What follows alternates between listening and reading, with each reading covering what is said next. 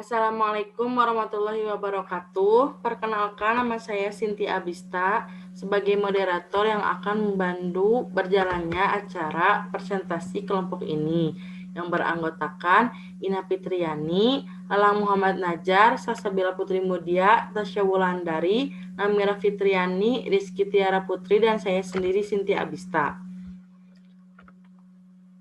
Selanjutnya, materi yang pertama akan disampaikan oleh saya sendiri, yaitu Cynthia Abista.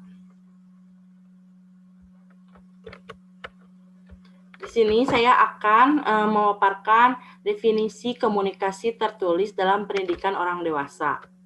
Komunikasi tertulis adalah bagian dari program komunikasi yang ditujukan kepada mereka yang membaca.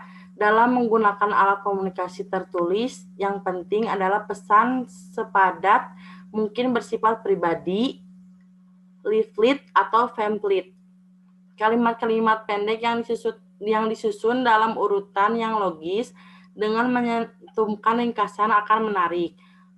Begitupun pernyataan langsung dengan contoh dan gurauan segar sebaiknya menjadi ciri atau gaya untuk menjelaskan dan menarik minat. Nah, selanjutnya, keberhasilan suatu publikasi atau berita tergantung pada seberapa jauh kita mengetahui apa yang kita katakan dan seberapa jauh kecermatan kita dalam merencanakan pesan. Bentuk komunikasi tertulis yang paling umum digunakan adalah surat, termasuk laporan berkala dan surat edaran, berita, poster, buletin, dan pamflet. Cukup sekian yang dapat saya sampaikan. Dilanjut dengan pemateri kedua, yaitu Saudari Tiara, dipersilahkan. Terima kasih kepada moderator. Saya di sini akan memaparkan materi selanjutnya, yaitu ada macam-macam komunikasi tertulis dalam pendidikan orang dewasa. Yang pertama ada laporan berkala dan surat edaran. Laporan berkala adalah laporan yang dikirim secara pribadi kepada orang banyak. Laporan berkala biasanya berisi lebih banyak teksnya dalam proporsi teks gambar dan ukuran halaman lebih kecil, sehingga ruang beritanya sempit dan terbatas. Surat edaran sifat pribadinya tidak sama seperti pada laporan berkala, memfokuskan pada suatu peristiwa, kejadian, atau keadaan lingkungan. Selanjutnya ada berita. Bagi sebagian organisasi, berita menunjuk pada artikel yang dicetak dalam surat kabar lokal. Menurut Flores Buno dan Lavastora menyatakan bahwa berita itu ditentukan oleh yang pertama kedekatan. Makin dekat informasi secara geografis dan psikologis dengan pembacanya, makin besar nilai beritanya. Yang kedua ada ketepatan waktu. Makin tepat waktunya, makin besar nilai informasinya. Yang ketiga ada kebijakan surat kabar. Surat kabar mempunyai kebijakan editorial yang mempengaruhi jenis dan jumlah informasi yang mereka publikasikan. Yang keempat ada menonjol. Orang atau tempat yang menonjol menyebabkan nilai berita bertambah besar. Yang kelima ada akibat atau pengaruh. Makin besar pembaca terpengaruh oleh informasi, makin besar nilainya. Yang keenam ada pusat perhatian orang. Pembaca akan tertarik dengan sesuatu yang menjadi pusat perhatian orang, seperti sesuatu yang luar biasa, konflik, kemajuan, emosi, dan lain-lain. Selanjutnya ada buletin. folder, leaflet, atau pamflet. Buletin, folder, leaflet, atau pamflet adalah informasi tertulis mengenai subjek khusus yang panjangnya bervariasi. Kesederhanaan sebaiknya menjadi kata kunci dalam mempersiapkan buletin pamflet dalam arti kesederhanaan dengan dan lengkap, singkat tetapi tidak dibuat-buat. Mungkin itu saja dari saya. Selanjutnya saya kembalikan kepada moderator. Terima kasih kepada Saudari Tiara yang telah memaparkan materinya. Selanjutnya, materi yang ketiga akan disampaikan oleh Saudari Tasya. Kepadanya dipersilakan. Terima kasih kepada moderator yang telah memberikan waktunya untuk saya memaparkan materi. Lanjutan dari macam-macam komunikasi tertulis dalam pendidikan orang dewasa. Yaitu yang pertama, yang keempat ada poster. Poster yaitu salah satu jenis media massa tertulis yang perlu diketahui dalam pendidikan orang dewasa. Poster ini berupa lembaran kertas atau karton dengan ilustrasi dan biasanya hanya sedikit menggunakan kata-kata. Lalu yang kelima ada menulis cepat. Akan menulis secara cepat jika yang pertama mengetahui pembaca Anda, yang kedua mempunyai tujuan dan kejar tujuan itu, yang ketiga mempunyai rencana dan ikut rencana itu. Lalu yang terakhir ada menulis agar mudah dibaca. Beberapa hal penting yang perlu diperhatikan dalam menulis agar mudah dibaca. Yang pertama ada seperti bercakap-cakap. Yang kedua, gunakan kata-kata yang pendek dan mudah dimengerti. Ketiga, gunakan kata-kata personal. Keempat, gunakan kalimat yang pendek dan bervariasi. Kelima, gunakan paragraf yang pendek. Dan yang terakhir ada susunan kalimat dengan urutan yang logis. Sekian pemaparan dari saya kembalikan ke moderator. Terima kasih kepada Saudari Tasya yang telah memaparkan materinya. Materi yang selanjutnya akan disampaikan oleh Saudari Namira. Dipersilakan Saudari Namira. Terima kasih kepada moderator. Di sini saya akan memaparkan materi tentang prinsip-prinsip komunikasi tulisan. Terdapat prinsip dasar yang harus diperhatikan dalam komunikasi tulisan disebut dengan prinsip 7C, yaitu yang pertama, completeness yang artinya lengkap. Lengkap di sini pesan-pesan yang digunakan dalam suatu perusahaan akan disebut lengkap bila mengandung fakta-fakta yang diinginkan oleh pembicara. Karena hal itu, pesan harus menjawab semua pertanyaan, memberikan informasi tambahan yang dibutuhkan, dan periksa kembali apakah telah mencakup 5W plus 1H yang artinya who, siapa, what, apa, when, kapan, where, di mana, why, kenapa, dan how, bagaimana. Hal tersebut diperlukan saat Anda menjawab surat pengumuman atau pemberitahuan, misalnya surat pemesanan barang. Yang kedua ada conciseness yang artinya ringkasan.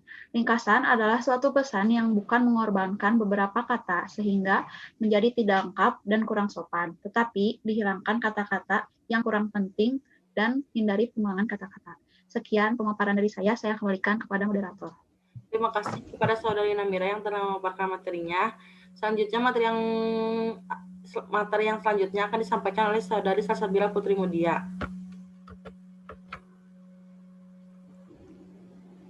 Terima kasih kepada moderator. Saya Salsabila Putri Mudia sebagai pemateri kelima. Saya akan melanjutkan materi sebelumnya. Consideration atau pertimbangan berarti Anda harus benar-benar menyiapkan apa yang akan dituliskan dan coba memahami orang atau pihak lain, apa masalahnya, keinginannya, dan lain-lain. Yang keempat ada concreteness atau konkret. Penulisan yang konkret berarti spesifik, mengandung kepastian, yang gamblang atau jelas, hindari kekaburan dan penulisan secara umum. Untuk itu sebaiknya menggunakan fakta-fakta atau data yang spesifik atau jelas dan lebih baik menggunakan kalimat aktif. Yang kelima ada clarity atau jelas. Pesan yang disampaikan harus benar-benar jelas dan dapat dimengerti oleh pembaca sehingga perlu diperhatikan pemilihan kata-kata yang sering digunakan. Hindari kata-kata asing dan susunan kalimat dan paragraf yang beraturan. Yang keenam ada courtesy atau sopan. Sopan di sini bukan berarti menggunakan kata-kata maaf, silakan, terima kasih, tetapi yang dimaksud adalah jangan menyinggung perasaan pembaca. Jawablah surat langganan segera, bijaksana, dan untuk tidak menyakiti hati langganan, janganlah terlalu berterus terang kepada masalah yang dihadapi. Yang ketujuh ada correctness atau benar. Yang dimaksud benar adalah menggunakan bahasa yang sesuai dengan level pengetahuan langganan dan gunakan kata akurat, grafik gambar yang menunjang. Sekian pemaparan materi dari saya kembalikan kepada moderator. Terima kasih kepada Saudari Salsabila Putri Mudia yang telah memaparkan materinya. Materi yang selanjutnya akan disampaikan oleh Saudari Ina.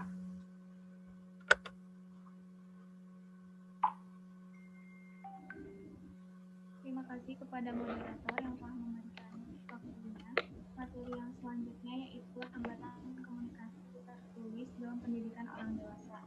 Yaitu yang pertama ada hambatan dari proses komunikasi, yaitu hambatan yang timbul dari ketidakjelasan informasi yang akan disampaikan. Yang kedua ada hambatan fisik, yaitu hambatan yang terjadi akibat ada gangguan cuaca, gangguan sinyal, dan lain sebagainya. Yang ketiga hambatan somatik, yaitu hambatan yang terjadi akibat pemahaman yang sedikit mengenai bahasa dan istilah-istilah asing yang digunakan dalam informasi atau pesan. Yang keempat, ada hambatan psikologi, yaitu hambatan yang berasal dari gangguan kondisi kejiwaan dari si pengirim pesan atau penerima pesan menggunakan sehingga mengakibatkan informasi tersebut mengalami perubahan. Yang kelima, yaitu ada hambatan manusiawi, yaitu hambatan yang terjadi akibat tingkat emosi manusia yang tidak menentu dalam menyikapi informasi atau pesan. Yang keenam, ada hambatan organisasional, yaitu tingkat hierarki, wewenang, manajerial, dan spesialis, yaitu hambatan yang timbul akibat komunikasi dengan alasan atau bahwa mengalami kendala seperti tingkatan pemahaman terhadap suatu informasi yang berbeda yang mengakibatkan sebuah hambatan.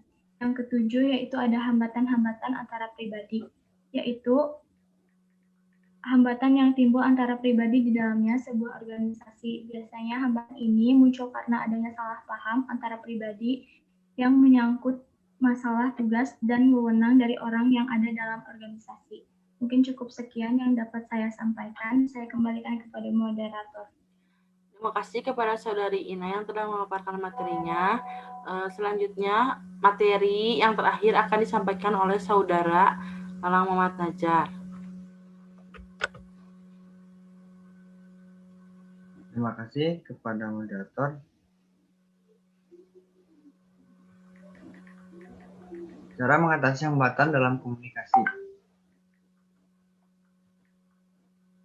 Untuk memecahkan masalah, hambatan tersebut diuraikan mengatasi hambatan komunikasi. Diuraikan ada 3. Yang pertama, memberikan umpan balik atau feedback, yaitu memberikan kesempatan pada seseorang untuk menyampaikan informasi dan gagasan sehingga tercipta komunikasi 2 arah. Yang kedua, mengenali si penerima berita, yaitu mengenali latar belakang, pendidikan, serta kondisi penerima pesan agar pesan yang disampaikan dapat diterima dengan baik dan mudah dimengerti oleh si penerima pesan. Yang ketiga, susunlah secara berisi apa dan kenapa informasi tersebut harus disampaikan dan kepada siapa informasi tersebut akan disampaikan. Terima kasih. Saya kembalikan lagi kepada moderator. Terima kasih kepada Saudara Lalang yang telah memaparkan materinya. Selanjutnya saya akan menampilkan sebuah video.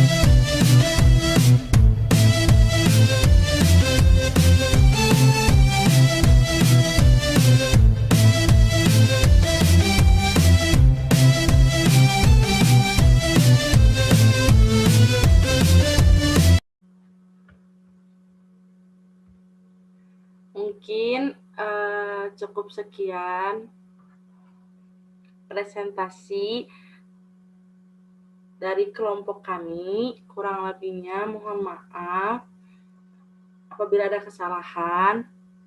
Terima kasih sudah menyimak. Assalamualaikum warahmatullahi wabarakatuh.